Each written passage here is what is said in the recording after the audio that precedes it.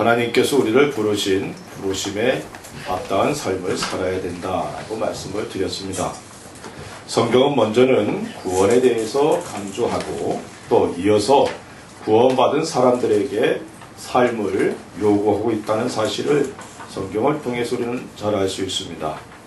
구원은 은혜로 받게 되는 것이죠. 이것은 영원히 변하지 않습니다.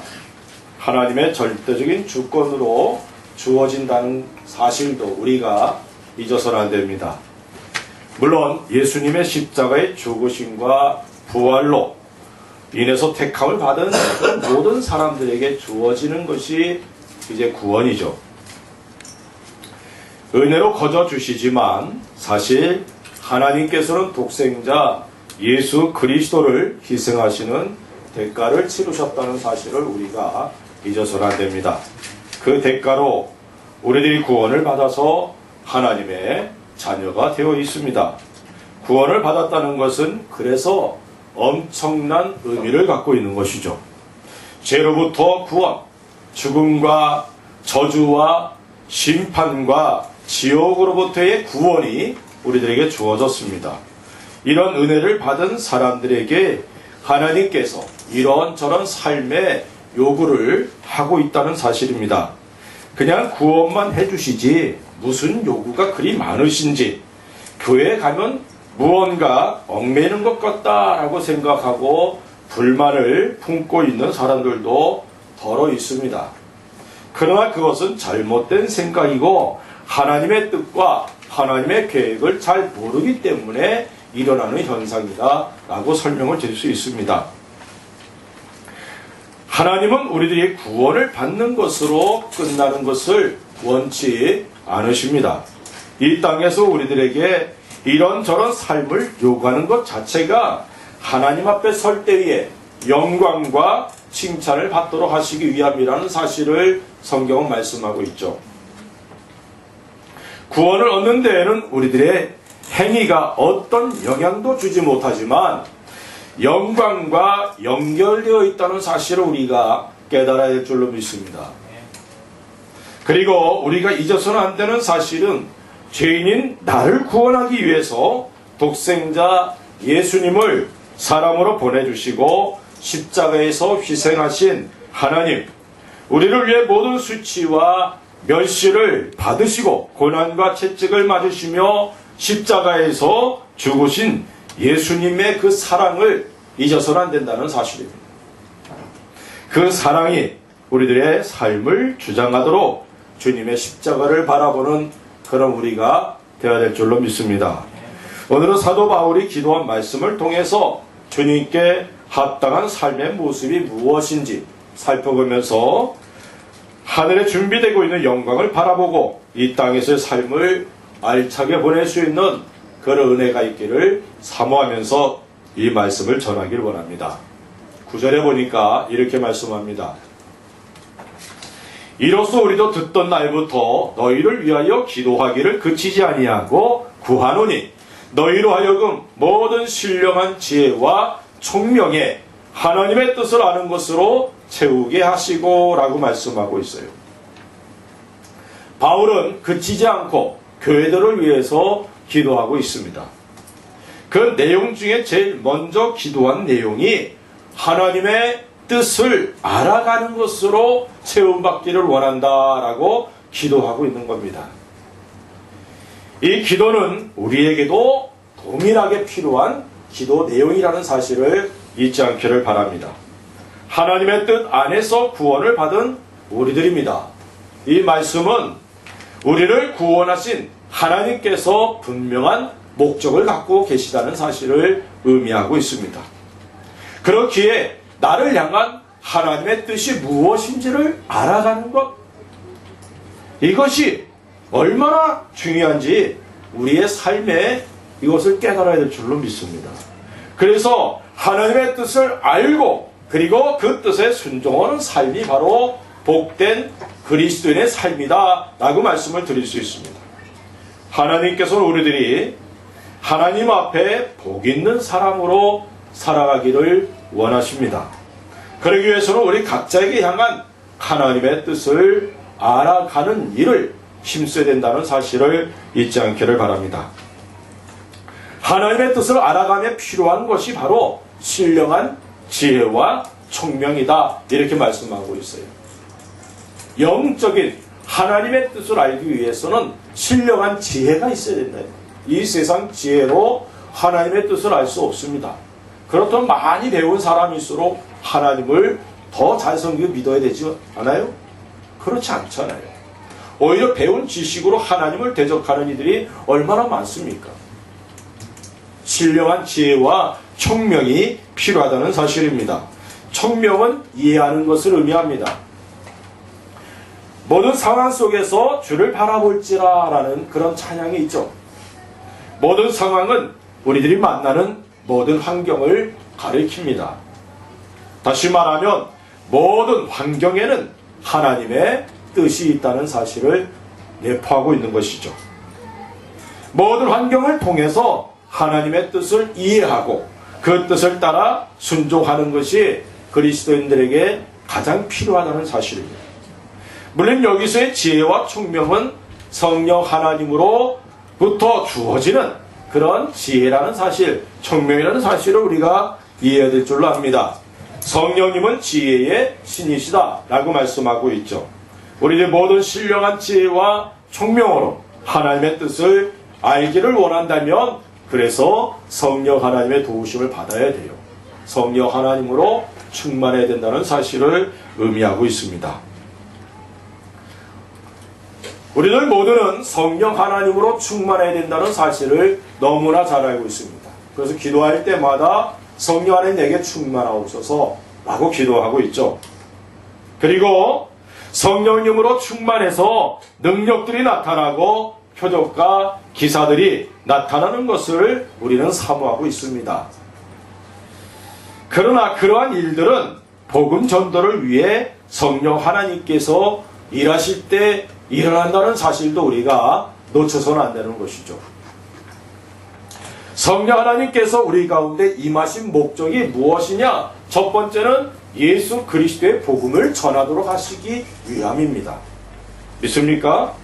이 목적을 이루기 위해서 지금도 우리의 삶 가운데 역사하고 계시는 성령 하나님을 믿으시기를 바랍니다.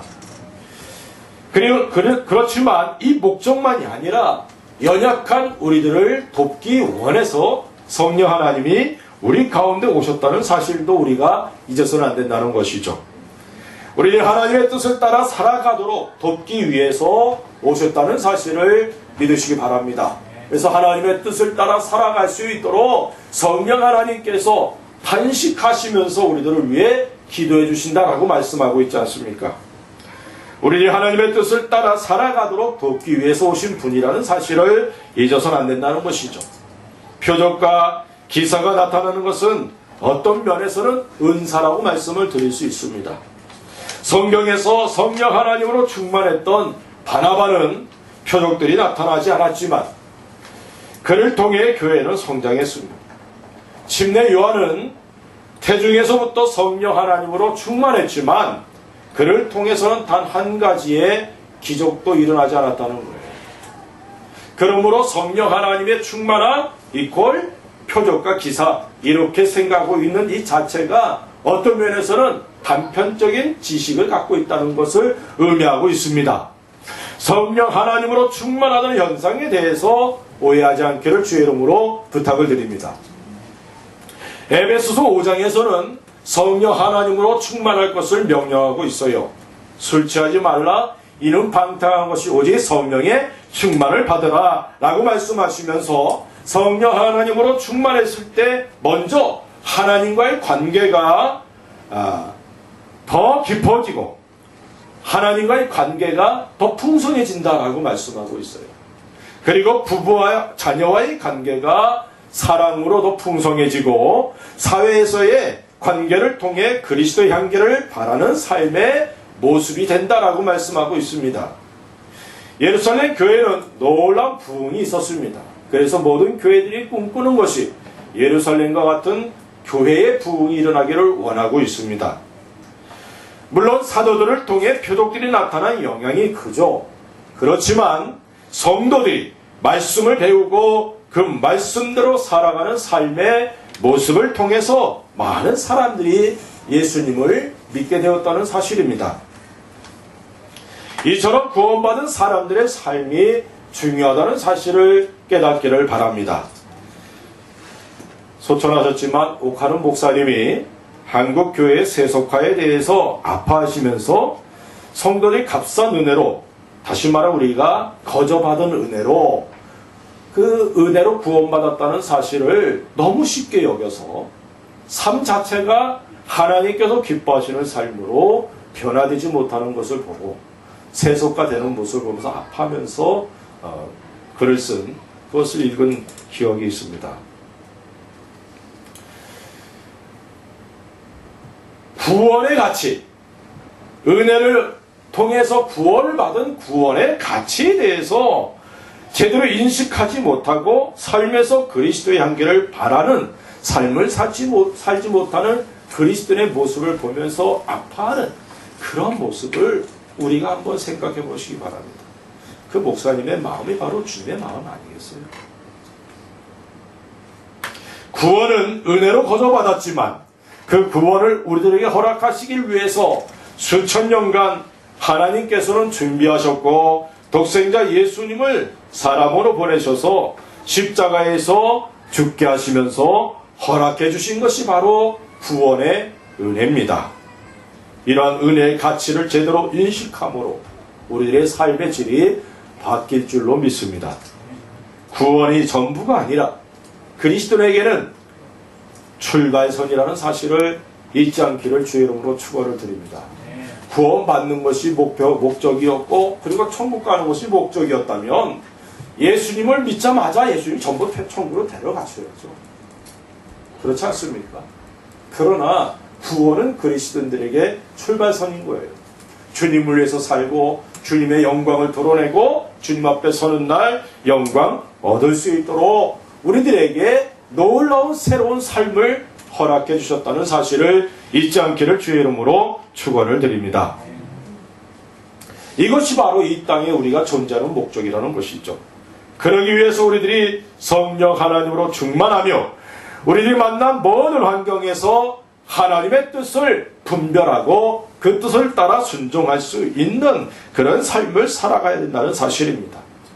그러므로 우리가 하나님의 뜻을 알기 위해서 모든 신령한 지혜와 총명으로 세움받아야 될 줄로 믿습니다. 주여 내게 신령한 지혜와 총명으로 세워주셔서 나의 만난 이 모든 환경 속에서 하나님 아버지의 뜻을 깨닫게 하여 주옵소서. 이 기도가 우리에게 있어야 될 줄로 믿습니다. 그래서 하나님의 뜻이 무엇인지 살펴볼 수 있어요. 주께 합당한 삶, 두 번째는 무엇이냐? 10절에 보니까 이렇게 말씀하고 있습니다. 주께 합당히 행하여 범사에 기쁘시게 하고 라고 말씀하고 있어요. 네. 우리들의 삶 전체를 통해 하나님을 기쁘시게 해야 한다라고 말씀하고 있습니다. 주님께서 원하시는 합당한 삶의 모습이 뭐냐? 내가 너를 택했어? 너는 이제부터 나에게 좀 기쁨을 주면 좋지 않겠니? 다시 말하면 범사에 하나님을 기쁘시게 하는 삶을 살아야 될 줄로 믿습니다. 구원받은 그리스도인들에게 간절한 소원이 몇 가지 있죠. 그 중에 하나가 나의 삶이 하나님께 기쁨 되기 원하는 것이죠. 나 주님의 기쁨 되기 원하네. 라는 찬양도 벌써 있지 않아요? 그리고 성경에는 하나님을 기쁘시게 한 믿음의 사람들에 대해서 기록하고 있습니다. 에녹은 믿음으로 하나님을 기쁘시게 한 사람이다 라고 최초로 인정을 받은 사람이에요. 히브리서 11장 6절에 보니까 믿음이 없이는 기쁘시게 못하나니 하나님께 나아가는 자는 반드시 그가 계신 것과 또한 그가 자기를 찾는 자들에게 상 주시는 심을 믿어야 할지니라 라고 말씀하고 있습니다. 하나님을 기쁘시게 하려면 믿음으로 모든 일들을 행해야 한다라고 말씀하고 있다는 사실을 기억하시기 바랍니다. 로마서 14장 23절에 보니까 의심하고 먹는 자는 정죄되었나니 이는 믿음으로 조차하지 아니한 영거라. 믿음으로 조차하지 아니하는 모든 것이 죄니라 라고 말씀하고 있어요. 믿음으로 행하지 않는 것들이 죄다 라고 말씀하고 있는 겁니다. 다시 말하면 범사에 하나님을 기쁘시기를 원한다면 모든 일에 믿음으로 행하라 라고 말씀하고 있는 것이에요. 믿음은 하나님을 아는 것과 인정하는 것과 그리고 맡기는 것을 의미하죠. 성경을 통해서 하나님을 알아갈 수 있기 바랍니다. 이스라엘 백성이 하나님을 아는 지식이 없어서 망했다라고 말씀하고 있어요. 호세아 4장 6절에 내 백성이 지식이 없으므로 망하는도다. 내가 지식을 버렸으니 나도 너를 버려 내 제사장이 되지 못하게 할 것이요 내가 내 하나님의 율법을 잊었으니 나도 내 자녀들을 잊어버리리라. 우리 하나님을 알아갈 수 있기 바랍니다. 이 일에 열심을 내야 될 줄로 압니다. 믿음은 들으면서 나고 들음은 그리스도의 말씀으로 말미암는다 라고 말씀하고 있어요. 믿음은 하나님을 인정하는 것입니다. 성경을 통해서 지식으로 알게 된 하나님을 내 삶에서 인정하는 거예요. 삶에서 자신의 하나님으로 인정하는 것을 통해서 믿음은 점점 자라가게 되어 있습니다. 그리고 하나님께 자신의 모든 것을 맡기는 것이 믿음입니다. 마치 어린아이가 아버지를 믿기에 아버지의 손 위에서 설 수 있는 것처럼 우리들이 하나님을 아버지로 인정하고 그분의 손에 자신의 모든 것을 맡기는 것이 믿음이고 이러한 믿음을 통해서 하나님을 기쁘시게 한다는 사실을 깨달으시기를 바랍니다.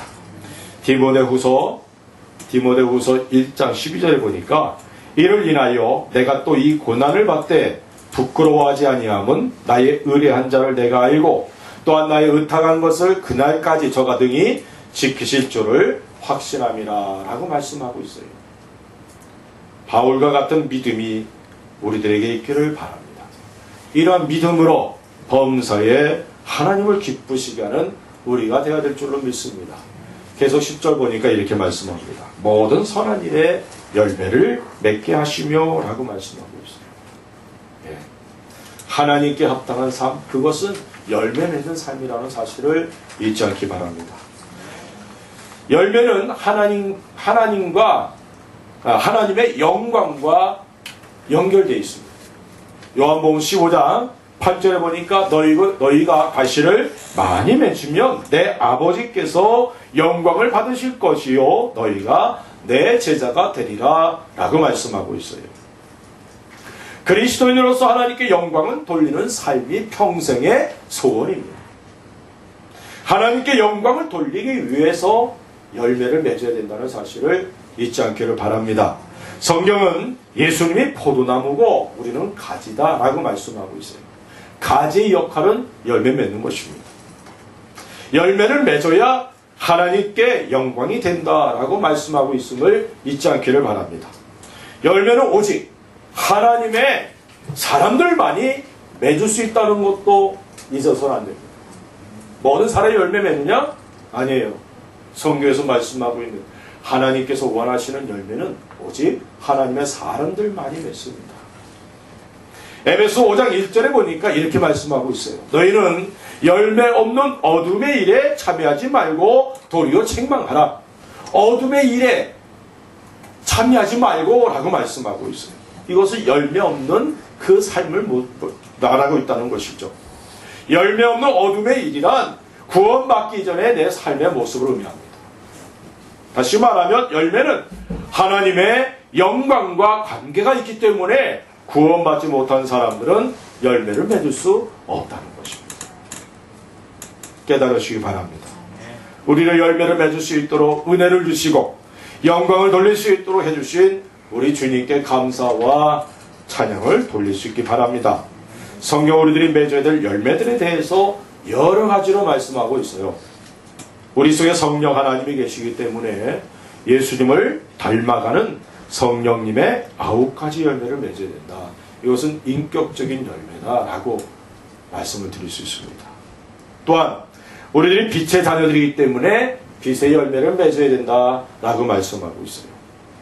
의의 사람들이기 때문에 의의 열매를 맺어야 된다. 또한 회개에 합당한 열매를 맺어야 된다라고 말씀합니다. 오늘 말씀에서는 모든 선한 일에 열매를 맺어야 한다라고 말씀하고 있어요. 그리스도의 삶은 선해야 됩니다. 선한 삶을 통해 열매를 맺어야 된다는 것입니다. 그 열매를 통해 하나님께 영광을 돌리게 됨을 잊지 않기를 바랍니다. 열매 맺는 삶이란 가지로서 너무나 당연한 삶의 모습이죠. 열매가 없다면 그것은 부끄러운 일이고 주님께 책망을 받을 일이라는 사실도 잊지 않기를 바랍니다. 주님께서 우리를 부르시고 이 땅에 있게 하신 분명한 뜻을 깨달을 수 있기 바랍니다. 주님께 영광을 돌리며 열매를 맺음으로 주님께 칭찬을 받는 삶을 살기를 원하는 우리 주님의 마음을 깨닫게 되길 바라고, 모든 선한 일에 풍성한 열매를 맺어서 하나님께 영광을 돌리는 우리가 되도록 힘써야 될 줄로 믿습니다. 10절 계속 보니까 또 이렇게 말씀합니다. 하나님을 아는 것에 자라게 하시고 라고 말씀하고 있습니다. 자라가야 됩니다. 믿음은 하나님을 알아가고 인정하고 맡기는 것이다 라고 말씀을 드렸어요. 본문에선 특별히 하나님을 아는 것에 자라갈 것을 명령하고 있습니다. 바울의 기도를 통해 우리들에게 하나님께서 원하시는 것이 있습니다. 이것은 하나님을 아는 것에 자라간다는 것인데, 어떤 면에서는 하나님과 깊은 아주 친밀한 교제를 갖는 것을 의미하고 있습니다.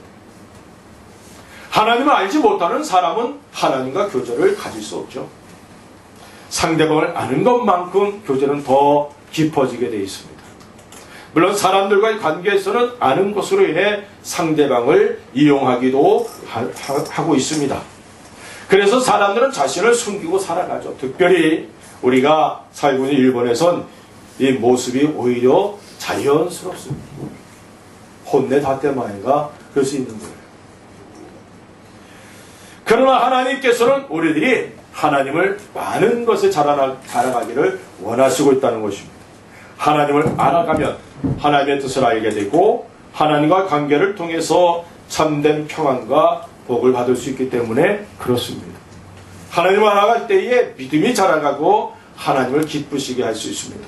또한 하나님을 사랑하여 기쁨 속에서 헌신하며 열매를 맺게 되는 것이죠. 우선 우리가 하나님을 알아갈 수 있는 것이 성경이라는 사실을 깨달으시기 바랍니다. 성경 하나님께서 어떤 분이신지를 기록하고 있죠. 성경이 기준입니다. 성경을 통해 하나님을 알아가는 것에 멈춤이 있어서는 안 될 줄로 믿습니다. 또한 하나님의 말씀과 뜻에 순종함으로 하나님이 어떤 분이신지를 경험해 가면서 알아가는 것도 중요합니다. 성경 믿음의 사람들과 하나님께서 어떤 모습으로 교제하였는지를 잘 보여주고 있죠. 그들의 삶에 하나님께 순종함으로 하나님이 어떤 분으로 그들에게 나타나셨는지를 살펴보면서 우리가 하나님을 알아가게 되는 것입니다. 다윗은 그의 생애를 통해서 하나님을 알아갔습니다. 선한 목자이신 분, 방패와 반석이 되신 분, 산성과 요새가 되신 분 알아갔습니다. 삶의 현장에서 하나님을 알아갔다는 것입니다. 그리고 다윗은 고백하기를 여호와는 나의 목자시니 내게 부족함이 없으리로다 라고 고백합니다. 물론 다윗의 삶이 항상 풍족함의 연속이었던 것은 아니었습니다. 그러나 그의 삶의 모든 현장 속에서 경험한 것은 그런 상황 속에서도 하나님은 채워주시고 부족함이 없도록 해주셨다는 고백을 하고 있는 것입니다. 하나님을 알아가면 알아갈수록 믿음은 자라가고 하나님과의 관계가 깊어지게 되는 것이죠. 이런 은혜를 통해서 우리들의 삶이 풍요로워짐을 믿으시길 바랍니다. 주님과 동행하며 주님을 알아가는 우리가 되어야 될 줄로 압니다. 특별히 말씀과 순종으로 하나님을 알아가는 것에 자라가는 우리가 되어야 될 줄로 믿습니다. 11절 보니까 이렇게 말씀합니다. 그 영광의 힘을 쫓아 모든 능력으로 능하게 하시며 라고 말씀하고 있습니다. 하나님께서 원하시는 그런 합당한 삶의 모습이 무엇이냐? 하나님의 능력으로 체험받는 삶입니다. 우리가 이 땅에서 살아가는 동안 여러 가지 시험들을 만나게 됩니다. 사람들은 때로 우리들의 삶을 뒤흔들고 그리고 믿음마저 흔들리게 하는 시련들을 만날 수밖에 없다는 것이죠. 이런 시련들을 이겨나가기 위해서는 사람의 힘과 능력이 아니라 하나님의 능력이 필요합니다. 승천하시면서 주님은 제자들에게 성령 하나님 임하시고 능력을 받기 전에 예루살렘을 떠나지 말라고 말씀하셨어요. 예수님께서 행하신 일들을 친히 보았고 주님의 말씀을 들었고 십자가의 죽으심과 부활하신 그리고 승천하시는 모습도 제자들은 보게 됩니다. 그렇다면 예수님을 증거하는 일에 부족함이 없다고 여겨지지 않습니까? 하지만 예수님은 성령 하나님의 권능을 받기까지 기다릴 것과 땅끝까지 증인이 될 것을 부탁하셨습니다. 사도들을 비롯한 제자들에게도 하나님의 능력이 필수 불가결의 요소였다는 것이죠. 현대를 살고 있는 우리들에게 더 필요함을 깨달아 주시길 바랍니다. 그렇기에 바울은 우리들이 하나님의 능력으로 능하게 되길 위해 기도하고 있다는 겁니다. 이 기도가 우리 모두에게 있기를 바라고 하나님의 능력으로 체험받아서 주님의 뜻을 이루고 영광을 돌려드릴 수 있기를 바랍니다. 11절 계속 보니까 또 이렇게 말씀합니다. 기쁨으로 모든 견딤과 오래 참음에 이르게 하시고 라고 말씀하고 있어요. 죽게 합당한 삶의 모습이 어떤 것이냐? 인내하는 삶이라는 겁니다. 참고 좀 기다리십시오. 우리는 다른 사람들에게 그렇게 말해요. 조금만 더 참지. 그러면서 자기는 못 참아. 그죠? 우리 주님은 우리가 견디고 참고 인내하기를 원한다는 사실입니다. 야고보서는 우리들이 여러 가지 시험을 만난다고 말씀하고 있습니다. 그런데 우리들에게 명령하기를 오히려 기쁘게 여기라 라고 말씀하고 있다는 거예요. 그리스도의 삶은 기쁨과 시련이다 라고 대별될 수 있어요. 시련을 받는 것은 그리스도인이 된 이후 신앙생활을 할 때 만나게 되는 고난을 시련이라고 말하죠. 그래서 그리스도인들은 시련을 만납니다. 고난은 힘들고 어려움을 의미하죠. 그리스도인들이 이런 고난을 겪는 것은 당연합니다. 어떤 이들은 이런 고난을 견디지 못하고 좌절하거나 자신을 포기하는 경우들도 있습니다. 그런데 하나님께서는 우리들에게 기뻐할 것을 명령하고 있다는 거예요. 고난이나 시련은 우리들에게 큰 유익을 줍니다. 믿습니까? 고난은 우리들에게 있는 불신앙의 찌꺼기들을 제거하고 신앙의 성장과 순결성을 지키도록 한다는 것이죠. 또한 우리들에게 영광을 얻도록 해주는 그런 귀한 과정입니다. 그러나 힘들고 어렵다고 우리가 포기하고 좌절해서는 안 된다는 사실을 분명히 말씀하고 있어요. 오히려 이런 것들이 기쁨으로 바뀌어야 될 줄로 믿습니다. 하늘의 소망을 갖고 나그네와 행인과 같이 살아가는 우리들이지만 영광이 준비되고 있음을 잊지 않기를 바랍니다. 바울은 감옥에 갇혀 있으면서도 기뻐했습니다. 우리들도 모든 일에 기쁨으로 인내하면서 참고 견딜 수 있는, 그래서 하나님께 합당한 삶을 살아갈 수 있기를 바랍니다. 12절 보니까 이렇게 말씀합니다. 우리로 하여금 빛 가운데서 성도의 기업의 부분을 얻기에 합당하게 하신 아버지께 감사하게 하시기를 원하노라. 네. 주께 합당한 삶의 모습이 뭐냐? 범사에 감사하는 삶. 성경 우리들이 범사에 감사할 것을 명령하고 있죠. 모든 일에 감사라는 명령은 그리스도인들은 피할 수 없는 명령입니다. 오늘 말씀에는 우리들이 감사해야 될 이유에 대해서 다음과 같이 말씀하고 있어요. 빛 가운데서 성도의 기업의 부분을 얻도록 해주셨기 때문에 감사해라 라고 말씀하고 있습니다. 우리가 예수 그리스도 안에서 빛이신 아버지 하나님의 자녀가 되었습니다. 빛의 자녀가 되어서 빛이신 아버지의 모든 것을 상속받는 우리가 되었다는 사실입니다. 그렇기 때문에 우리가 범사에 감사할 수 있는 거예요. 이 기업은 하늘에 있습니다. 아멘? 하늘에 있어요. 이 땅에 있는 것이 아닙니다. 땅에 있는 건 부수적인 거예요. 영원한 기업이고 영광스러운 기업이라는 사실을 잊지 않기 바랍니다. 거룩한 성에서 영광스러운 하나님 아버지와 사랑하는 우리 주 예수 그리스도와 함께 영원히 거하며 누리는 기업입니다. 이 기업을 우리들에게 허락해 주신 우리 하나님께 감사하는 것이 우리들에게 요구되는 삶의 모습입니다. 날마다 주님의 은혜와 사랑과 주어질 영광의 기업을 바라보면서 감사할 수 있는 저와 여러분들이 되시기를 바랍니다. 하나님께서 원하시는 합당한 삶을 살아가는 우리가 되어야 될 줄로 압니다. 하나님의 뜻이 무엇인가 알아가는 삶이 참 중요해요. 범사의 하나님을 기쁘시게 하는 삶, 선한 열매가 가득해야 된다는 사실도 잊지 않기를 바랍니다. 하나님을 알아가는 것이 계속되어서 하나님과 더 친밀한 교제를 갖게 되길 바랍니다. 그리고 하나님을 알아감으로 하나님의 능력이 우리들을 통해서 나타나고 기쁨으로 어떤 상황에서도 인내할 수 있으며 범사에 감사함으로 주께 합당한 삶을 통해 주님께 영광과 찬송을 돌리게 되는 성도들 되시기를 우리 주 예수 그리스도의 이름으로 간절히 축원을 드립니다. 기도하십시다.